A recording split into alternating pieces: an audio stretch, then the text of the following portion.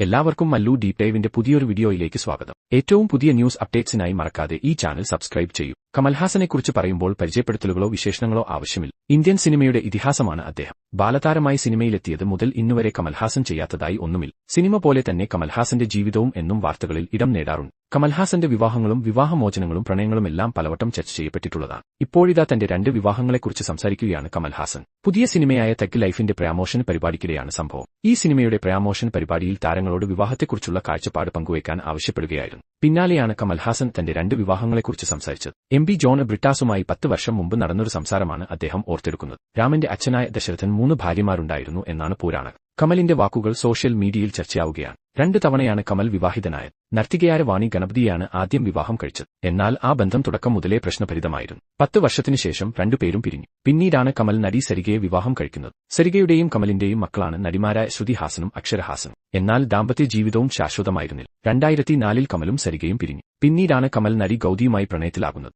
ഇരുവരും 2005 മുതൽ 2016 വരെ ലിവിംഗ് ടുഗദറിലായിരുന്നു. പക്ഷേ ആ ബന്ധവും പിരിയുകയുണ്ടായി. അപ്പോൾ ഇതുപോലത്തെ കൂടുതൽ ന്യൂസ് അപ്ഡേറ്റ്സിനായി ഈ ചാനൽ മറക്കാതെ സബ്സ്ക്രൈബ് ചെയ്യൂ.